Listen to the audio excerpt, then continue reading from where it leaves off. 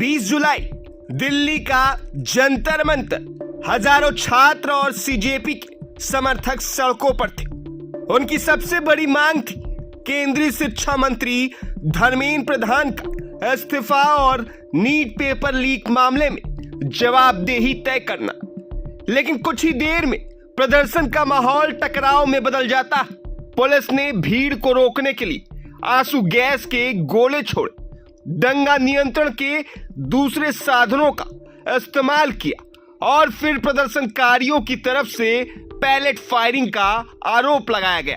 उस दिन की तस्वीरों और वीडियो ने पूरे देश को झकझोर दिया था।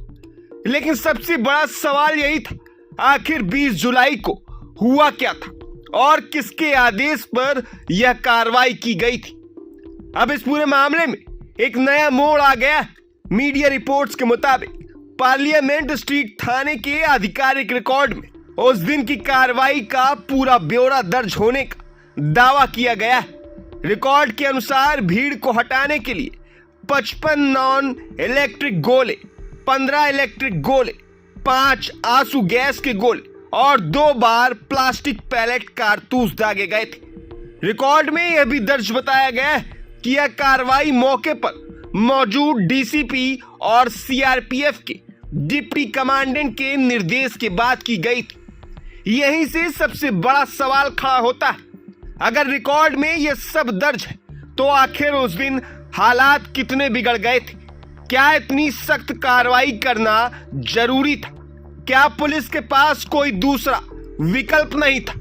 और अगर पैलेट का इस्तेमाल हुआ तो क्या उसका इस्तेमाल नियमों के मुताबिक किया गया था? यही सवाल अब पूरे देश में उठ रहे हैं। दावों के मुताबिक इस कार्रवाई में कई प्रदर्शनकारी घायल हुए। कुछ लोगों के शरीर पे पैलेट के छर्रे लगे। एक घायल की आंख की रोशनी पर भी खतरा होने की बात सामने आई। इन दावों के बाद मामला और गंभीर हो गया है। हालांकि इन दावों की जांच और कानूनी प्रक्रिया अभी जारी है। अब यह मामला देश की सबसे बड़ी अदालत यानी सुप्रीम कोर्ट तक पहुंच चुका है। पूर्व आईपीएस अधिकारी यशोवर्धन आजाद, प्रशांत कुमार सिंह और शेख इरशाद मंसूरी ने याचिका दाखिल की। याचिका में मांग की गई कि आम नागरिकों और शांतिपूर्ण प्रदर्शनकारियों पर पैलेट चलाने वाले हथियारों के इस्तेमाल पर रोक लगाई जाए। साथ ही घायलों के इलाज और उचित मुआवजे की भी मांग की गई। सुप्रीम कोर्ट के सामने इस मामले की जल्द सुनवाई की अपील भी की गई। अदालत ने भी कहा कि शांतिपूर्ण प्रदर्शन करना हर नागरिक का संवैधानिक अधिकार है।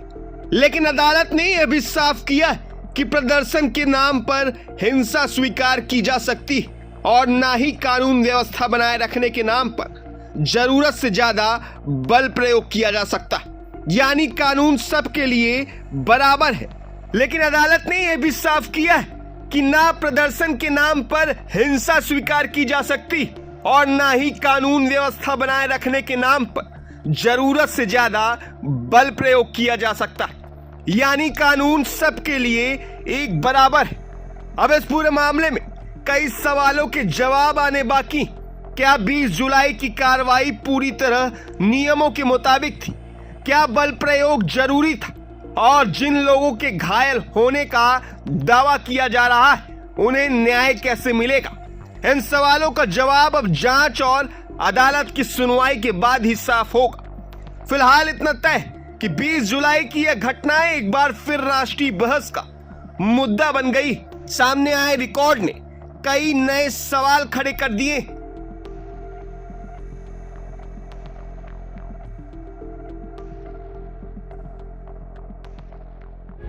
प्रभातखबर.com, विश्वास वही, रफ्तार नहीं।